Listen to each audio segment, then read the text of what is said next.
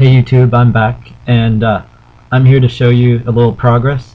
In my last video, I told you about especially huge margins with the items I was merchanting with the wizard trimmed, and yeah, people can say, you can put whatever price you want, but I just wanted to show you guys that they actually sold, and that's a 100k profit just by pretty much leaving it in for 10 minutes, and that's really good money free to play, especially only using about 200k to make 358k.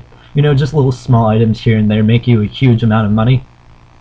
I always keep buying air runes, all the little small runes that are worth a couple GP each, because the thing is, even though I'm only making 1 GP each, that's huge. That's a lot of money. I'm gonna be making 100k when all of these buy and all of them sell. But the big thing I'm gonna be talking to you about is finding an item. So there are lots of things you can look for in free to play. For PKing, I said to stay away from things like rune scimitars. But the thing is, there are other things people PK with that are very expensive. For example, corrupt items. People use corrupt battle axes, and these are for the really rich people. And I can't merchant with them yet. That's too much of a gamble right now. But I can show you an item, for example, maybe the corrupt dagger. People use it. It's not too expensive, and it's only 54k. And I'm just gonna try to find the price range really fast to help show you. So right now it's 70k to buy at. People are selling for 70k, and people are trying to merchant and buy it at 61k, 61.500, and that's almost a 9k profit, which is over a 10% margin, which is huge, especially for only a 60k item. So if you bought 10 of them for 61k each, that's 610k you're spending on 10 of them, but you're going to be able to sell them for 700k. So if you did this overnight, just on 600k you made 100k just by doing nothing. I just found that item really fast. There are other things, like I was telling you about the wizard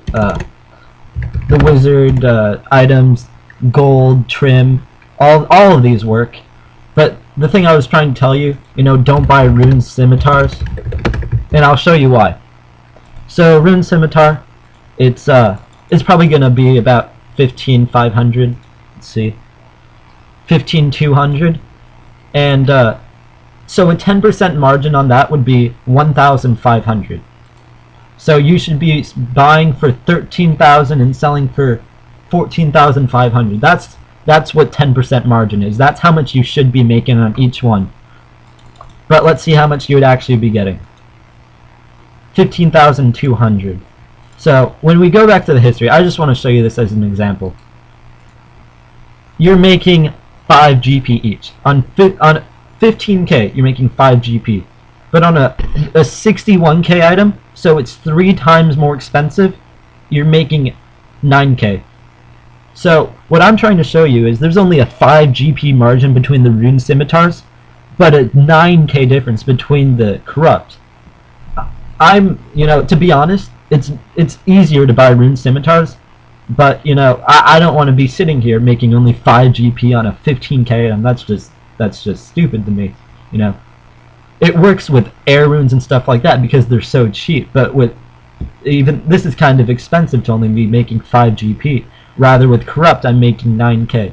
I'm just trying to show you easy examples. This is just one small example of how buying rune scimitars could actually just be boring and lead to barely any profit, while buying really weird items or items that people need to go PKing that are corrupt, or I'm telling you, like the very wealthy items, those are where you make that real money. Well, I hope to make more videos, so please comment, rate, and subscribe, and show some feedback.